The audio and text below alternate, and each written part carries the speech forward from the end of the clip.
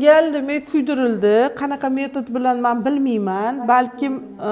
Balkim o'sha kislota bilan qilindi shu narsa. Endi bu joyga tegishni o'zini pokazaniyalari bo'ladi. Nima uchun kuydiriladi? Balkim homila bo'lmayotgan bo'lsa, shuning uchun qilib bergan bo'lishi mumkin, homila bo'lishi uchungina. Endi qachon bachadon bo'ynida eroziyalar xirurgicheskiy yo'l bilan yoki bo'lmasa mana shu medikamentozniy yo'l bilan yoki umuman konservativ lecheniyalar qilinadi. Bu yerda buni bemor ham, vrach ham hal qilmaydi. Buni sitolog hal qiladi. Analiz olinadi, tekshiriladi, shunga qarab. Biz hozir bachadon bo'ynida уже eroziya emas, displaziya holatini ko'ryapmiz.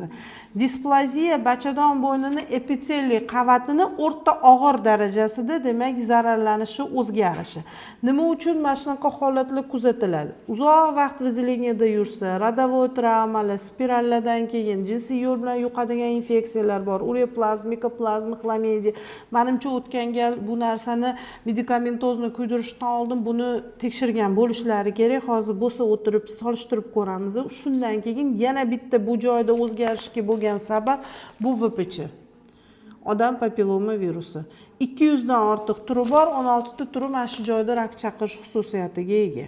Endi hozir bizni yara agar eroziya holatida bo'lsa, shilliq qavat darajasida bo'ladigan bo'lsa, bulardan ko'proq biz papmazok olamiz. Yengil darajada epiteliy to'qimasi zararlandi deymiz, VPC ga olib tekshiramiz.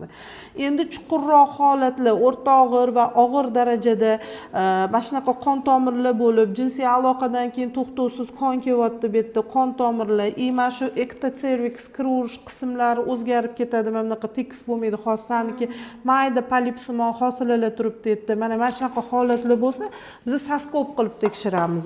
Orqa devorini bilmaymizda nima borligini, 4 ta devoridan tashqarisidan qirib olib, davlatni joyida tekshiramiz. Sin, leukoplakiya, displaziya, uni ham darajalari bor. 4 ta darajasi bor displaziyani. Ana o'sha qo'yib bergan diagnozga qarab, bu yerda xirurgicheskiy yo'l bilan lecheniya qilinadimi yoki konservativ